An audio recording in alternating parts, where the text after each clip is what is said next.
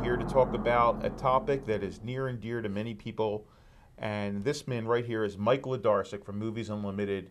He is the expert when it comes to Asian action movies. This guy lives and breathes and watches them a lot. He knows more about the subject than anybody I know. So we're going to throw out some of our top Asian action movies for you to check out. Mike, what's on your list there? Well, my top pick is a Korean film from 2000 called Shiri. It's a all-out action fest. It's one of the best action movies I've ever seen. It was a huge hit in Korea, South Korea. It even outgrossed Titanic. It's in its initial run. And it stars Kim Yoon-jin, who's familiar to American audiences through her starring performance in the TV series Lost. And she's quite excellent in the movie, by the way. My pick is called Millionaires Express, and this one was directed and stars Sammo Hung, the martial arts expert. And this is a really weird mix of different things. It's a Western, it's a heist film, it's obviously a martial arts movie, it's a comedy, and the basic premise is that Sammo Hung wants to open a brothel in the West, and he's dependent upon the railroad train for people to visit as prostitutes, and there's a Japanese gang that gets involved, and this is an incredibly entertaining mishmash of all different genres, and Sammo Hung is a lot of fun to watch. So that's one of my don't miss choices. Mike, what's your next one? My next choice is Jet Li's Fist of Legend. It's basically a remake of the Bruce Lee movie, The Chinese Connection, which is also known as Fist of Fury in Hong Kong. Lee stars as a young martial arts student studying in Japan who returns to Hong Kong when he finds out that his Sifu, or master, has been poisoned, and he sets out along with his Japanese fiancée to find out who killed his master and why. It's funny you should mention that because my next choice was Fist of Fury, which is actually the second film, I believe, that came over here from Hong Kong with Bruce Lee. Correct. You know, like you said, it's Bruce Lee is just spectacular, and this was really opened up a whole new world for people Right. who didn't even know they were in the martial arts, and it's exactly the same premise as you said. What makes it a little different is there's some political stuff going on because Correct. it talks about the Japanese occupation, and there's a lot of politics. The Japanese are the bad guys in this. It's sort of a black Right. and white issue, but Lee is absolutely spectacular. I remember seeing it and said, who is this guy? I mean, I knew him a little bit from the Green Hornet, but he really is special when you see this film. And if you look quick, you can spot a very young Jackie Chan in Really? one of the training sessions at the school where Lee is a student. As Johnny Carson would say, I did not know that. Mike, what's your next one? My next choice is Jackie Chan's Police Story, the first in a series of 5 films which Chan did. It's probably hands down his best film. The stunt work is absolutely amazing. There's a scene where Chan is hanging on for his dear life, hanging on to a side of a double-decker bus careening out of control through the streets of Hong Kong, and all he's holding on to is a simple umbrella. It's absolutely a stunning scene. And there's a fight scene inside a shopping mall, a crowded shopping mall at the end of the film. I think more glass was broken in that one scene alone than in any other movie ever made. But it's definitely his best film. Okay. And following right along, I'm going to pick a Jackie Chan film as well. How could you miss with Jackie Chan? And I'm picking Drunken Master, which, you know, it's very confusing. In Asian films, sometimes they have number 1 and number 2, and this is actually the second Drunken Master film, the one I'm thinking of.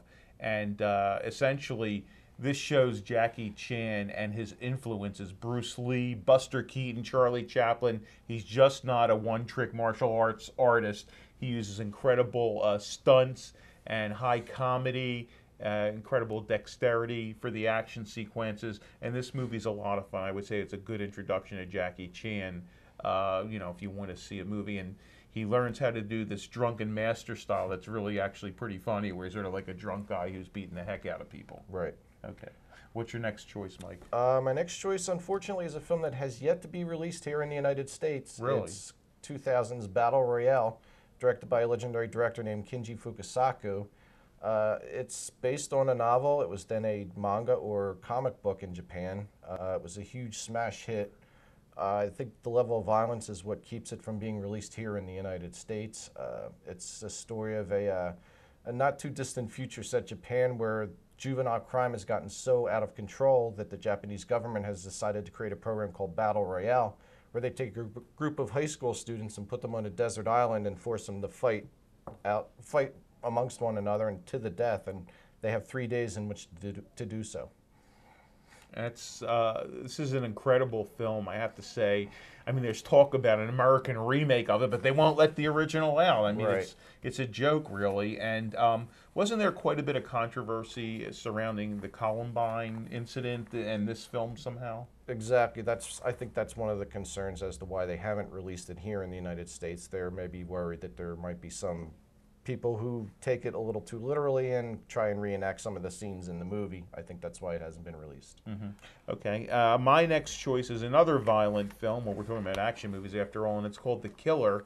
It's John Woo's classic film, and this is the first John Woo film I saw. And after I saw this, I said, this guy is right up there with Peckinpah and some of the other great action directors, and I started to watch all of his movies. And this movie stars Chow Yun-fat as a assassin who accidentally blinds a woman, and he has to go out on one last hit to get the money to pay for her operation. The best way I could describe it is sort of like Miami Vice on steroids.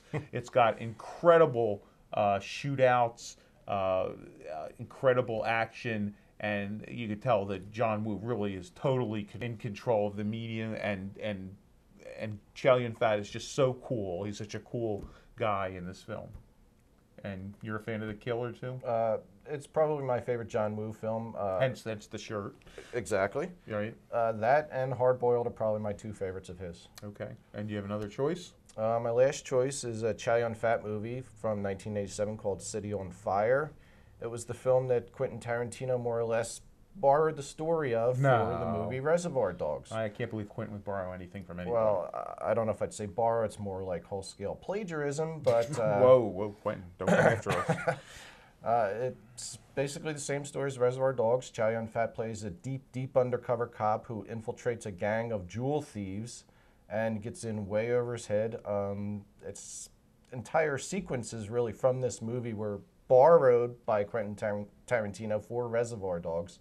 It's probably why I'm not as big a fan of Reservoir Dogs as I am of some of Quentin Tarantino's other movies, but City on Fire is definitely worth checking out. Chow Yun-fat, I think it's one of his best performances. In fact, he won a Best Actor award at the 1987 Hong Kong Film Awards.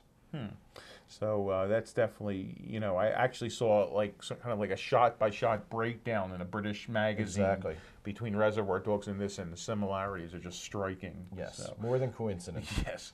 Anyway, my last choice is called Five Fingers of Death, and it's from the early 1970s, and this was one of the first kung fu movies that I've ever seen. It is incredibly over-the-top, incredibly violent. Eyeballs are rolling, heads are crushed, but it's incredibly fun, I have to say, as violent as it is. And this movie was a sensation. I remember people going absolutely wild in the theater. I was just a youngster, a mere tyke, sneaking into the theater to see this. And it stars an actor named Lo Lei, and he gets involved in these warring martial arts groups, and your typical plot involving vengeance. And I have to say, it's also known as King Boxer. And if you could find the King Boxer version on DVD, the quality is a lot better. It's in widescreen. It was made by the Shaw Brothers, who did a lot of these martial arts films, but they did it on a grander scale, better production values. And that's it for today, I guess, with our Asian action movies. Thanks for stopping by, Mike. You're welcome, Herb. It's been a pleasure. Ah. Konnichiwa.